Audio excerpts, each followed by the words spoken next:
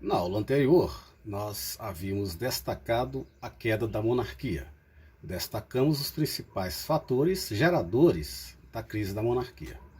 Chegamos até o 15 de novembro, onde, através de um golpe político-militar, houve a deposição do imperador Dom Pedro II e a instalação da República aqui no Brasil.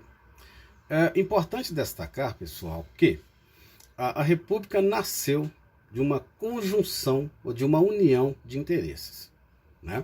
Nós vamos destacar ali os interesses dos cafeicultores do Oeste Paulista, que sonhavam, né, com uma política com maior autonomia para os estados, e ao mesmo tempo, né, isso viria em conformidade com o pensamento federalista. Eles eram defensores do federalismo, trabalhando com essa ideia dessa autonomia política para os estados.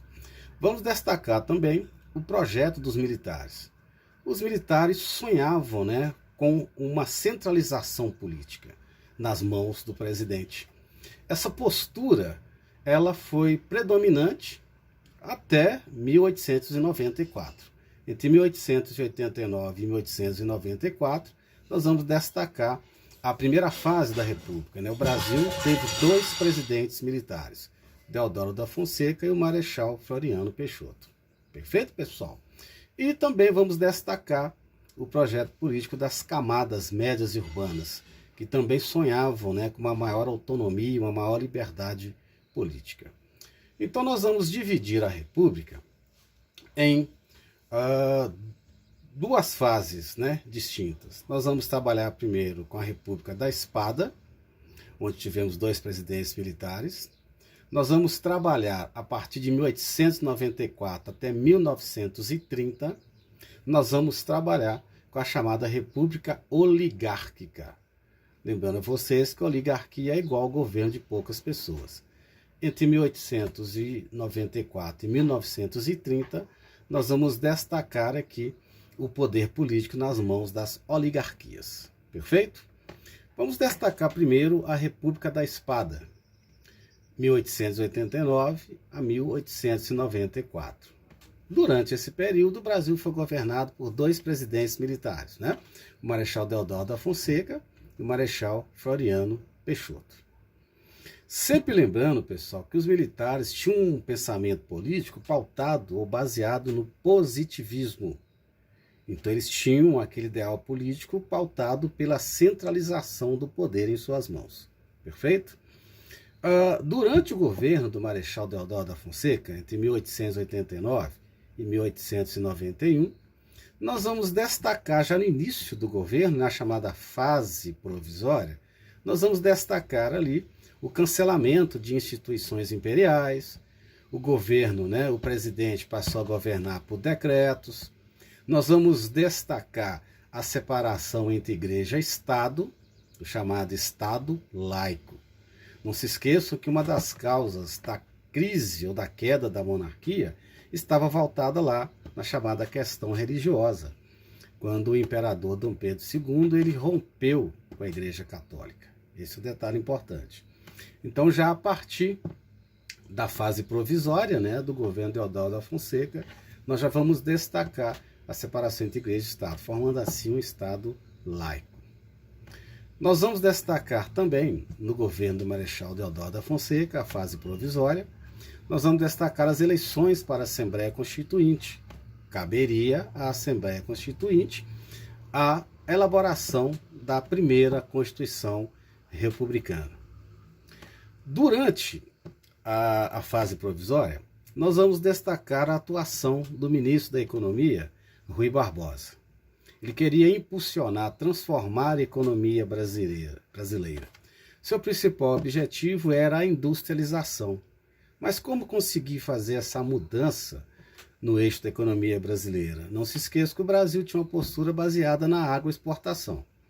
Agora, o ministro Rui Barbosa quer ter como pauta, né, como objetivo, a industrialização brasileira. Como conseguir isso? Já que o Brasil não tinha, né, uma saúde financeira para fazer essa transformação.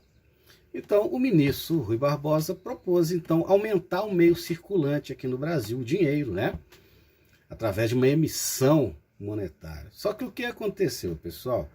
essa proposta econômica do Rui Barbosa, ela acabou gerando uma grave crise econômica aqui no Brasil.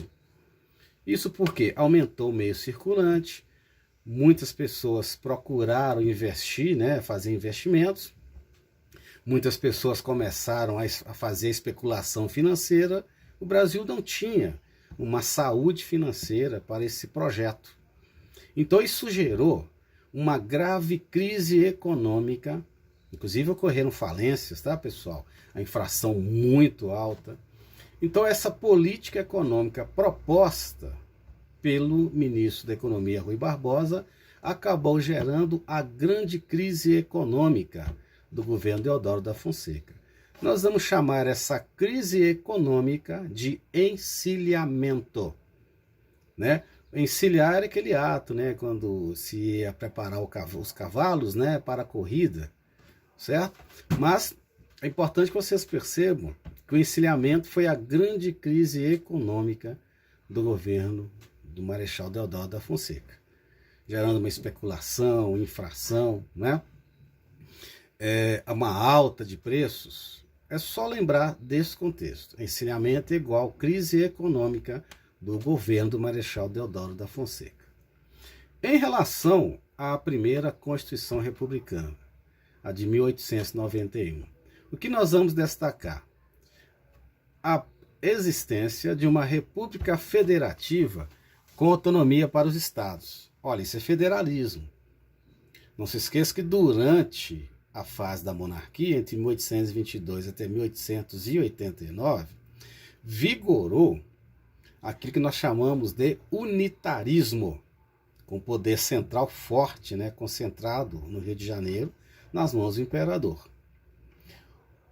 A Constituição de 1889 também trazia a ideia da existência dos três poderes: o legislativo, o executivo e o judiciário.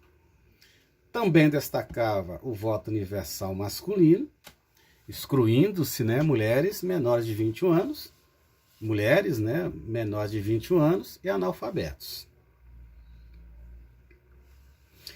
Também vai destacar a existência do voto aberto. Não se esqueça que hoje o voto é secreto, né? Então, a existência do voto aberto acabou gerando um controle político sobre as massas. A gente vai ver isso mais adiante, quando nós formos analisar a questão do coronelismo. Eleições diretas para presidente, excetuando-se a primeira eleição presidencial que foi vencida, né, por Deodoro da Fonseca. Perfeito? Nós vamos destacar também, a partir de 1891, na fase constitucional, nós vamos destacar os atritos ou choques entre o presidente, Deodoro da Fonseca, que era avesso à ideia de democracia ou à oposição, e o parlamento, que era controlado pelos cafeicultores, desejosos de uma maior participação política. Nesse embate, em novembro de 1891, Deodoro da Fonseca ele fechou o Congresso Nacional. Isso acabou acirrando, aumentando as tensões entre o executivo e o legislativo. Pressionado, o Marechal Deodoro da Fonseca acabou renunciando. Quem vai assumir vai ser o seu vice, né? O Marechal Floriano Peixoto, que vai finalizar, né, essa fase, entre 1891 a 1894. Floriano Peixoto ele é tido como consolidador da República, acabou recebendo o apelido aí de Marechal de Ferro. Por quê? Ele era muito firme nas suas atitudes em relação a seus opositores, ok? Também gerou um confronto, né, com o parlamento. Durante o governo do Marechal Floriano Peixoto, ocorreu um embate político no Rio Grande do Sul, envolvendo duas forças políticas, né? Esse confronto envolvendo o Partido Republicano Rio-Grandense e o Partido Federalista foi a chamada Revolução Federalista, ocorrida entre 1893 e 1894 no Rio Grande do Sul. O Partido Republicano Rio-Grandense, liderado por Júlio de Castilho, Eles eram defensores de uma república positivista, ultracentralizada. Então não se esqueça, positivismo era a ideologia dos militares. Eles trabalhavam com essa ideia, né, de um poder centralizado em suas mãos. Do outro lado, nós vamos destacar o Partido Federalista, liderado por Gaspar Silveira Martins, né, defensor de uma maior autonomia para o poder legislativo, como também uma maior descentralização política. Floriano Peixoto acabou apoiando Júlio de Castilho, né? Ele apoiou o Partido Republicano Rio-Grandense, e nós vamos destacar aí a derrota dos federalistas liderados por Gaspar Silveira Martins. Durante o governo do Marechal Floriano Peixoto, ele também enfrentou uma outra revolta, esta ocorrida no Rio de Janeiro, a chamada Revolta da Armada, em 1893. Novamente, a Marinha se opõe ao presidente, né, e ameaçou bombardear o Rio de Janeiro. Floriano Peixoto agiu de forma muito truculenta, né, muito violenta. Floriano comprou alguns navios dos Estados Unidos e acabou reprimindo os revoltosos, né? Os revoltosos da Armada chegaram a se unir aos federalistas do Rio Grande do Sul, mas ambos foram derrotados.